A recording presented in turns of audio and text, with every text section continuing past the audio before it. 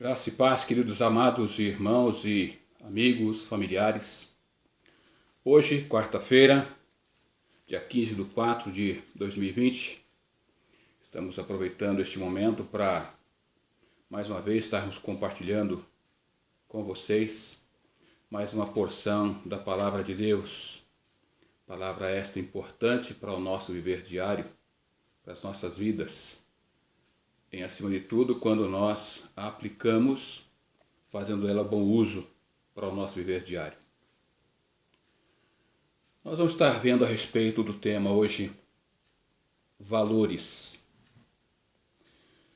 E neste início, eu gostaria de perguntar para você pensar, para você refletir. E com certeza você vai estar respondendo aí para você mesmo. Quando você ouvir essa palavra valor, ou valores, o que te leva a pensar de forma imediata? A resposta, tenho certeza que você parou para pensar e a resposta foi bens materiais. Normalmente, quando se pensa nessa palavra valor ou valores, nós de imediato já pensamos em bens materiais, casas, carros, todos os bens materiais possíveis onde nós podemos alcançar através dos nossos bens, através do dinheiro, através dos valores que tenhamos em nossas mãos, nós já procuramos, de certa forma, pensar e aplicar. E a aplicação no sentido de não perdermos. E é interessante nós pararmos um pouquinho para pensar a respeito dessa palavra valor ou valores. Vivemos assim hoje, nos dias de hoje nós vivemos desta forma, em que as pessoas têm valorizado mais os seus bens, aquilo que elas conseguem adquirir, aquilo que elas conseguem comprar. Elas conseguem e veem muito mais valor nessas aquisições do que em vidas humanas. As pessoas não param para valorizar o ser humano. As pessoas pensam em si mesmas.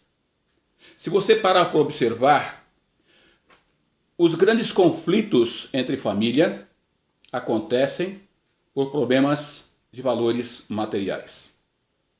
Quando o pai, a mãe vêm a falecer e deixam alguns bens para serem divididos para com os filhos, sempre é motivo de discórdia, é motivo de briga, de confusão, de atrito, de distanciamento entre um e outro, pelo fato de não concordarem com determinada situação.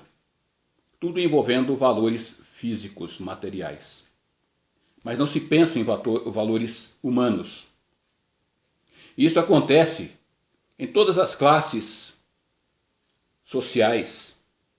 As pessoas estão envolvidas, mais preocupadas em buscar valores materiais, mas estão se deixando-se menosprezar pelos valores reais. Estão se tornando pessoas que acabam sendo pessoas, e muitos momentos pessoas cultas, porém pessoas sem nenhuma sabedoria. O mundo onde as pessoas estão envolvidas com muita extravagância, com muito exagero, mas com pouca fé e também pouco amor. As pessoas têm se tornado pessoas intolerantes, impacientes, insatisfeitas. E quanto mais elas têm, mais elas buscam ter e menos prazer têm alcançado. Conta-se que um certo príncipe, ele tinha em sua casa, em seu palácio, 12 pratos de porcelana rara, em que esse príncipe valorizava muito essas porcelanas. Em um certo dia, um dos seus serviçais ao estar executando a limpeza da área onde se encontravam esses pratos, essas porcelanas valiosíssimas, raras, ele, por um descuido, deixou com que um desses pratos viesse a cair e se quebrar. Quando este príncipe viu que a sua joia rara, os seus pratos de porcelana, já não estavam mais completos dentro daquele jogo de 12 peças, já estava faltando um, porque um dos seus serviçais acabou deixando com que se quebrasse, ele, em punição a esse serviçal, mandou que o matassem. Passado um certo tempo, um mago chegou até este príncipe e quis fazer uma visita onde estavam essas peças que ainda restaram, dessas preciosidades das porcelanas que ele tinha. O príncipe então o levou e permitiu que ele estivesse verificando as porcelanas que ainda sobraram. Expostas sobre uma mesa, uma linda mesa, uma linda toalha que forrava aquela mesa. Em dado momento, este mago puxou a toalha com tamanha força e todos os demais pratos de porcelanas vieram ao chão e se quebraram. Qual não foi a indignação deste príncipe ao observar que toda a sua porcelana havia ido embora? Este mago, para justificar o fato, virou para o príncipe e disse: agora você pode me mandar me matar. Você pode mandar me matar. Porque com certeza eu livrei muitas pessoas de uma a uma virem a morrer por causa dessas porcelanas que porventura eles viessem a quebrar. Então você pode me matar, porque a partir desse momento eu as livrei da morte. O que nos leva a pensar dentro dessa história, dentre os valores? O texto da palavra de Deus que nos leva a refletir, a pensar. Eu convido você a estar observando na palavra em que nós lemos aqui, nas cartas de Tito, no seu capítulo 2, versículos de 11 a 15. Tito, capítulo 2, versículos de 11 a 15, quando nós lemos: pois a graça de Deus se manifestou, trazendo salvação a todos os homens. Ela nos ensina a abandonar a impiedade e as paixões mundanas, para que vivamos neste presente século, sóbria, justa e piedosamente,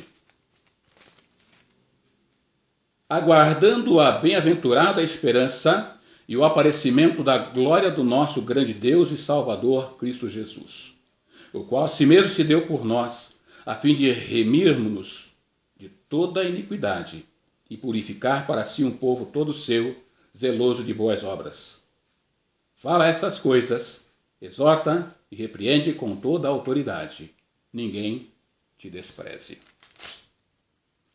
Pensarmos nesses valores, na preciosidade da vida humana. É isso que o texto nos chama a atenção. É isso que o texto leva-nos a pensar, a refletir. Porque o texto nos fala de valores, não de valores físicos, não de valores materiais, mas de valores humanos. E esta é a grande preocupação do nosso Deus. É a preocupação com o ser humano. Ele valoriza o ser criado à sua imagem e semelhança. Ele valoriza eu e você. Por isso o texto nos leva aqui a pensar um pouquinho dentro desses valores humanos para Deus. Primeiro nós podemos pensar aqui que esses valores humanos para Deus, eles são importantes, porque Deus tem se preocupado com esse ser humano e traz para esse ser humano a salvação. Deus nos dá a salvação. Deus nos dá a vida eterna, porque Ele tem se preocupado não com os bens materiais que nós venhamos a adquirir, mas Deus se preocupa com a minha, com a sua, com a nossa vida espiritual. Então Deus se preocupa com o ser humano E título no verso 11 deste capítulo 2, nós lemos: pois a graça de Deus se manifestou trazendo salvação a todos os homens. Isto mostra a preocupação de Deus para com cada um de nós, para com a sua vida em especial. Primeira carta de Pedro, no seu capítulo 1, versículo 3, nós lemos: bendito seja o Deus e Pai de nosso Senhor Jesus Cristo, que segundo a sua grande misericórdia, nos gerou de novo para uma viva esperança, pela ressurreição de Jesus Cristo dentre os mortos.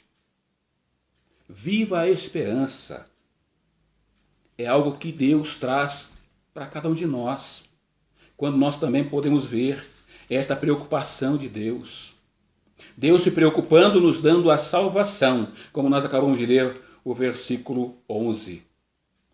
Mas também, no capítulo 3, versos 4 a 7, nós lemos: mas quando apareceu a benignidade de Deus, nosso Salvador, e o seu amor para com os homens, não por obras de justiça que houvéssemos feito, mas segundo a sua misericórdia, ele nos salvou, mediante a lavagem da regeneração e da renovação pelo Espírito, que ele derramou ricamente sobre nós por meio de Jesus Cristo, nosso Salvador, a fim de que, justificados por sua graça, sejamos feitos seus herdeiros segundo a esperança da vida eterna.